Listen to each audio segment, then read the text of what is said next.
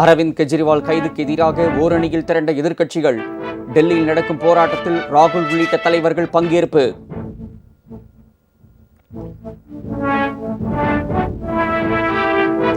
ஹோசூரில் BJP வேட்பாளரின் உறவினர் வீட்டில் வருமான வரித்துறை அதிரடி சோதனை. 100 சவரன் நகை, 1,20,00,000 ரொக்கம் பறிமுதல்.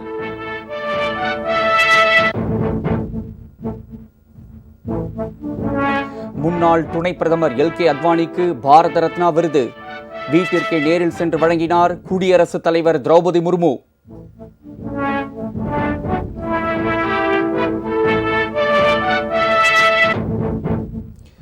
ஜாஃபர் சாதிக் கைது செய்யப்பட்ட வழக்கில் அடுத்த அதிரடி. விசாரணைக்கு ஆஜராகுமாறு இயக்குனர் அமீருக்கு போதைப்பொருள் தடுப்பு பிரிவு போலீசார் சம்மன்.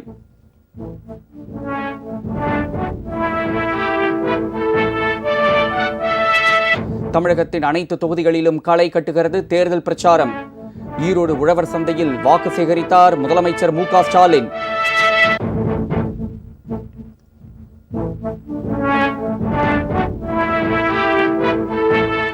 தேர்தல் நடத்தை விதிகளை மீறியதாக புகார்.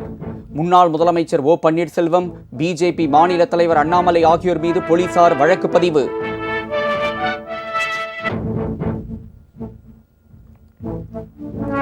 கச்சத்தீவு விவகாரத்தில் காங்கிரசும் திமுகவும் தமிழக மக்களுக்கு துரோகம் செய்திருக்கிறது.